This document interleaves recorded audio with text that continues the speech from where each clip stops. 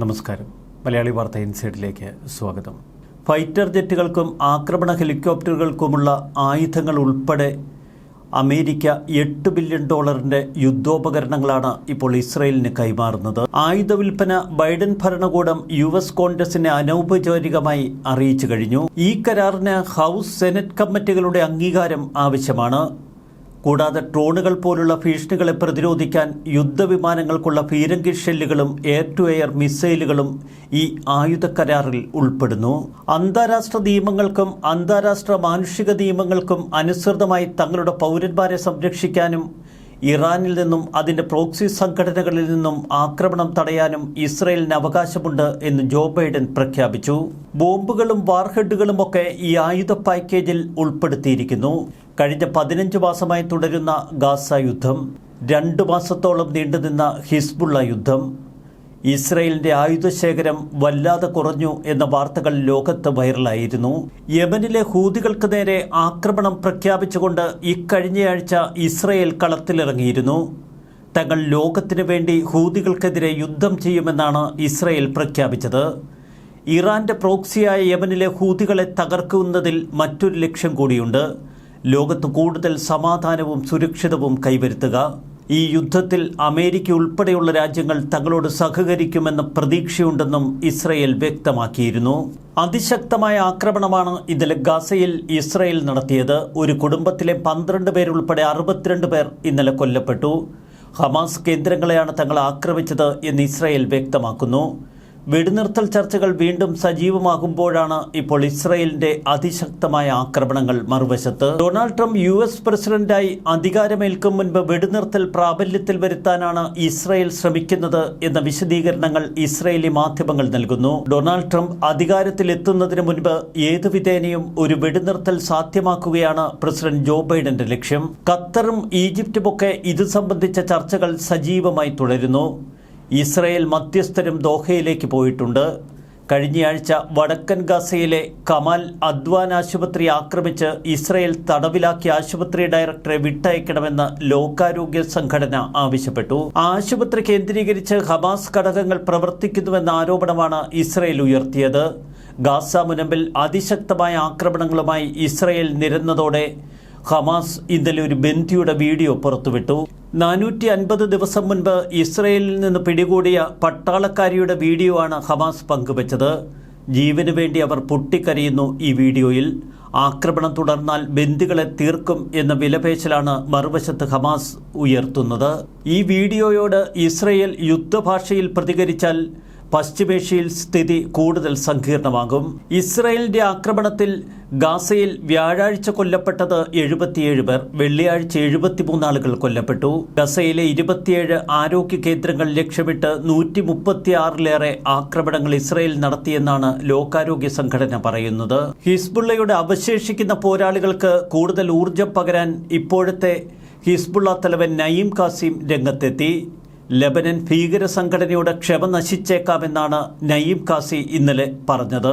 60 ദിവസത്തെ വെടിനിർത്തലാണ് ഇപ്പോൾ തുടരുന്നത്. ഈ വെടിനിർത്തലിനിടയിൽ ഇസ്രയേൽ ചില ഓപ്പറേഷനുകളും വ്യോമാക്രമണങ്ങളും ഒക്കെ നടത്തുന്നത് തുടർന്നാൽ ലെബനൻ തീവ്രവാദ ഗ്രൂപ്പിന്റെ ക്ഷമ നശിച്ചേക്കാമെന്നാണ് നയീം കാസിം ഇന്നലെ പറഞ്ഞത്. വെടിനിർത്തൽ കരാർ നടപ്പാക്കാൻ മാത്രമാണ് തങ്ങൾ പ്രവർത്തിക്കുന്നതെന്ന് ഇസ്രയേൽ വ്യക്തമാക്കി. കരാർ പ്രകാരം ജനുവരി അവസാനത്തോടെ ലെബനനിൽ നിന്ന് ഇസ്രായേൽ പൂർണ്ണമായി പിൻവാങ്ങണം. ലെബനന്റെ സുരക്ഷ ലെബനൻ സൈന്യം പൂർണ്ണമായി ഏറ്റെടുക്കുകയും ഹിസ്ബുള്ള വീണ്ടും ഇസ്രായേൽ അതിർത്തിക്ക് സമീപം കാലുറപ്പിക്കില്ല എന്ന് ഉറപ്പാക്കുകയും ചെയ്യേണ്ടതുണ്ട്. എന്നാൽ പ്രതിരോധത്തിന്റെ പ്രവർത്തനം വ്യക്തമാക്കുന്ന ഒരു ടൈം ടേബിളും ഞങ്ങളുടെ മുന്നിലില്ല എന്ന് നയീം കാസിം പറയുന്നു.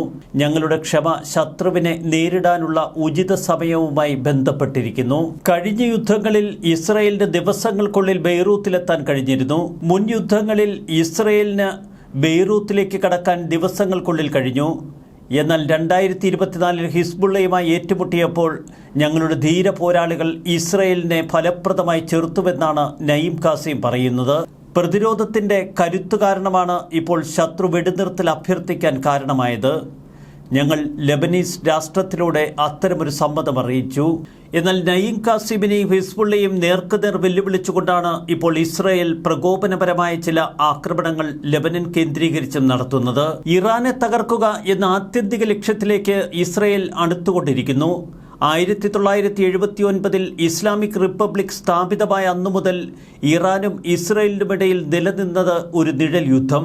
എന്നാൽ ഇസ്രായേൽ ഇപ്പോൾ നേരിട്ടുള്ളതും തുറന്നതുമായ ഒരു ഏറ്റുമുട്ടൽ നയത്തിലേക്ക് കടന്നിരിക്കുന്നു. ഹമാസിനെതിരായ യുദ്ധത്തിലൂടെയാണ് ഇറാൻ പ്രോക്സികൾക്കെതിരെ കൃത്യമായ യുദ്ധത്തിന് ഇസ്രായേൽ കോപ്പുകൂട്ടിയത്. ഇസ്രായേലിനെതിരെ അമേരിക്കയ്ക്കെതിരെ കൃത്യമായ നീക്കങ്ങൾ നടത്തുന്നതിന് ഇറാൻ രൂപം കൊടുത്ത സംവിധാനമാണ് ഇറാൻ ഇന്റലിജൻസ് മന്ത്രാലയം MOIS. 1983 ഓഗസ്റ്റിൽ ഔപചാരികമായി സ്ഥാപിതമായ MOIS 2012 30,000 ജീവനക്കാരെ നിയമിക്കുമെന്നും സാധ്യതയുള്ള 8 ഡയറക്ടറേറ്റുകളിലൂടെ പ്രവർത്തിക്കുമെന്നും പ്രഖ്യാപിച്ചിരുന്നു. ആയത്തുള്ള ഖമേനി MOISനെ മറഞ്ഞിരിക്കുന്ന ഇമാമിന്റെ അജ്ഞാത സൈനികർ എന്ന് വിശേഷിപ്പിച്ചിരുന്നു. ഇത് വർത്തമാനകാലത്തിൽ 12ാമത്തെ ഇമാമിനെ പരാമർശിക്കുന്നു. 1979 അവസാനത്തിൽ ഖൊമേനിയുടെ പ്രവർത്തകർ ഷായുടെ അനന്തരവനെ പാരീസിൽ വെച്ച് കൊലപ്പെടുത്തി. 80-ലെ വേനൽക്കാലത്ത് മുൻ ഡേവിസ് ബെൽഫീൽഡ് എന്നറിയപ്പെടുന്ന ദാവൂദ് സലാഹുദ്ദീൻ ഒരു പോസ്റ്റ്മാനായി വേഷമിട്ട് മെരിലാൻഡിലെ ബെഥസ്ഡയിലുള്ള അദ്ദേഹത്തിന്റെ വീട്ടിൽ വെച്ച് ഖൊമേനിയുടെ അറിയപ്പെടുന്ന വിമർശകനായ അലി അക്ബറിനു നേരെ 3 ബുള്ളറ്റുകൾ തൊടുത്തു. ഇതിനെ തുടർന്ന് ഖൊമേനി ഒരു ഫത്വ പുറപ്പെടുവിച്ചു. അതിന്റെ ഫലമായി ആയിരക്കണക്കിന് ആഭ്യന്തര എതിരാളികളെ വധിച്ചു. നിരവധി ഇറാനിയൻ സോഷ്യലിസ്റ്റുകളെ ഖൊമേനിയുടെ രഹസ്യ സംവിധാനം കൊന്നൊടുക്കി. എന്നാൽ ഇതിനിടയിൽ ടെഹ്റാൻ ഹമാസുമായി ഒരു സൗഹൃദം സ്ഥാപിച്ചു. ഷിയ എന്നതിലുപരി ഒരു സുന്നി സംഘടനയാണെങ്കിലും ഹമാസിനെ ചേർത്തു നിർത്താനുള്ള തന്ത്രമാണ് ഖൊമേനി രൂപം കൊടുത്തത്. 1999 ഫെബ്രുവരി മുതൽ ഇസ്രായേലിനെതിരെ കൃത്യമായ തീവ്രവാദ പ്രവർത്തനങ്ങൾക്ക് ധനസഹായം നൽകുന്നതിനായി ഹമാസിന് $35 മില്യൺ MOIS കൈമാറി. തുടർന്ന് പ്രതിരോധത്തിന്റെ അച്ചുതണ്ട് രൂപപ്പെട്ടു. അതിൽ ഷിയ മിലിഷ്യകൾ, സിറിയയിലെ അസദിന്റെ അൽവലൈറ്റ് സ്വേച്ഛാധിപത്യം. ഇസ്രായേലിനെതിരെ പ്രതിരോധം മാത്രമായിരുന്നില്ല, ഇസ്രായേലിനെ തച്ചുടയ്ക്കുകയായിരുന്നു ഇറാൻ പ്രോക്സികളുടെ ലക്ഷ്യം. പിന്നീട് ഇസ്രായേൽ ആയത്തുള്ള ഖമേനിയെയും ഇറാനെയും തങ്ങളുടെ അസ്തിത്വ ഭീഷണിയായി പ്രഖ്യാപിക്കുന്നു. ഇറാനിലേക്ക് നീണ്ട നിഴൽ യുദ്ധം ഒടുവിൽ പരസ്യയുദ്ധത്തിലേക്ക് കടക്കുന്നു. ഒരു കാലഘട്ടത്തിൽ മുഴുവൻ ഇറാൻ തങ്ങളുടെ ഭരണകൂടത്തിനെതിരെ നിലനിൽക്കുന്ന ആഭ്യന്തര ശത്രുക്കൾക്കെതിരെ പൊരുതിയെങ്കിൽ പിന്നീടത് ഇസ്രായേലിന് നേർക്ക് തിരിച്ചുവെച്ചു. ഏറ്റവും അടുത്ത കാലങ്ങളിൽ റഷ്യയും ഇറാനും തമ്മിൽ അടുത്ത സഹകരണം നിലനിന്നിരുന്നു. വിദേശത്തും സ്വദേശത്തുമൊക്കെ തങ്ങളെ വിമർശിക്കുന്നവരെ ഇല്ലാതാക്കാനാണ് ഇരു സ്വേച്ഛാധിപതികളും പിന്നീട് ശ്രമിച്ചത്. ചാരനെന്നാരോപിച്ച് ഇക്കഴിഞ്ഞ വർഷം തൂക്കിലേറ്റപ്പെട്ട ബ്രിട്ടീഷ് ഇറാൻ പൗരനായ അലിരേസ അക്ബറിയെ കണ്ടെത്താൻ റഷ്യ ഇറാനെ സഹായിച്ചതായി വാർത്തകൾ പരന്നിരുന്നു. എന്നാൽ ഉക്രൈൻ അധിനിവേശത്തോടെ റഷ്യയുടെ തന്ത്രങ്ങൾ പാളി. ഇറാനെ പരസ്യമായി സഹായിക്കാൻ നിവൃത്തിയില്ലാത്ത ഘട്ടത്തിലെത്തി. അതാണ് ഇസ്രായേലിന് ഇറാനുമേൽ ഇത്രയധികം ആധിപത്യമുണ്ടാക്കാനുള്ള സാധ്യത തെളിയിച്ചത്. യുക്രൈൻ കെട്ടിടങ്ങളെ അവശിഷ്ടങ്ങളാക്കി മാറ്റാൻ ഇറാനിയൻ ഡ്രോണുകൾ ധാരാളമായി റഷ്യ ഉപയോഗപ്പെടുത്തി. ഇതിനിടയിൽ ചൈന ഇറാനുമായി ഒരു സാമ്പത്തിക പ്രതിരോധ കരാർ ഒപ്പുവെച്ചിരുന്നു. എന്നാൽ ചൈന റഷ്യയെ പരസ്യമായി സഹായിക്കുന്ന നിലപാട് യുക്രൈൻ യുദ്ധത്തിൽ കൈക്കൊണ്ടില്ല. യുക്രൈൻ യുദ്ധമാണ് ഇറാന്റെ കണക്കുകൂട്ടലുകൾ തെറ്റിച്ചത്. ഹമാസിനെതിരെ ഇസ്രായേൽ അതിശക്തമായ യുദ്ധത്തിനിറങ്ങിയപ്പോൾ മറുവശത്ത് ഹിസ്ബുള്ളയെ ഉപയോഗിച്ച് ഇസ്രായേലിനെ ഭയപ്പെടുത്താൻ ഇറാൻ ശ്രമിച്ചു. എന്നാൽ ഇസ്രായേൽ കടന്നാക്രമണത്തിലൂടെ ഹമാസിനെയും ഹിസ്ബുള്ളയെയും ഒക്കെ തകർത്തെറിഞ്ഞു. ഇറാന് നേർക്ക് ഇസ്രായേൽ തിരിയുന്നു എന്ന ഘട്ടത്തിലെത്തിയപ്പോൾ റഷ്യ പോലും ഇറാനെ വിട്ട് ഓടിപ്പോകുന്ന കാഴ്ച. ചരിത്രത്തിന്റെ ഈ പശ്ചാത്തലമാണ് ഇസ്രായേലിന് കൂടുതൽ കരുത്ത് പകർന്നത്. ഇനിയിപ്പോൾ ഇസ്രായേലിന് മുന്നിൽ ശക്തരായ അധികം ശത്രുക്കളില്ല. യുക്രൈൻ അധിനിവേശത്തിന് ഏതാനും മാസങ്ങൾക്ക് ശേഷം പുതിൻ ടെഹ്റാൻ സന്ദർശിച്ചിരുന്നു. ഇറാൻ നേതാക്കൾ റഷ്യയെ പൂർണ്ണമായി പിന്തുണയ്ക്കുന്നുവെന്ന് പ്രഖ്യാപിച്ചു. എന്നാൽ ഇതൊക്കെ നാറ്റോ സഖ്യരാജ്യങ്ങളും ഇറാനും തമ്മിൽ കൂടുതൽ വിടവിന് കാരണമായി. 1930കളിൽ സോവിയറ്റ് യൂണിയനിൽ നടപ്പിലായ ഏകാധിപത്യ ഭരണശൈലിയാണ് ഇറാൻ കൈക്കൊണ്ടത്. എതിരാളികളെ ഉന്മൂലനം ചെയ്യുന്നതിൽ സ്റ്റാലിൻ്റെ ഭക്തി നിർഭരരായ നിരീശ്വര സ്വേച്ഛാധിപത്യത്തിനു സമാനമാണ് ഇപ്പോൾ ഖമേനിയുടെ പ്രത്യേക സേനാ സംവിധാനങ്ങൾ. ഈ ഘട്ടത്തിലാണ് അമേരിക്ക കൂടുതൽ ശക്തമായ പിന്തുണയുമായി പരസ്യമായി ഇപ്പോൾ ഇസ്രായേലിലേക്ക് അടുക്കുന്നത്. 8 ബില്യൺ ആയുധക്കച്ചവടം മാത്രമല്ല, അതിലപ്പുറം സഹകരണത്തിൻ്റെ പുതിയ വാതായനങ്ങൾ അവർ തുറന്നിടുന്നു. ഹൂതികൾക്കെതിരെയുള്ള യുദ്ധത്തിൽ അമേരിക്ക ഇസ്രയേലിന് പരസ്യ പിന്തുണയല്ല പ്രഖ്യാപിച്ചിരിക്കുന്നത്, പരസ്പര സഹകരണമാണ്. തങ്ങൾ ഇരു രാജ്യങ്ങൾ ചേർന്ന് ഹൂതികളെ തകർക്കുമെന്ന് അമേരിക്കയും ആവർത്തിക്കുന്നു. ഹിസ്ബുള്ള ഇനിയും തലപൊക്കുമെന്ന് നയീം കാസിം ഭയപ്പെടുത്തിയാൽ ഇസ്രയേൽ ചിരിക്കുകയുള്ളൂ.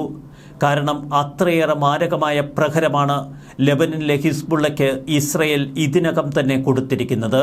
ഹൂതികളുടെ കാര്യം ഇനി തീരുമാനമാകും. ന്യൂസ് ഡെസ്ക് മലയാളി വാർത്ത.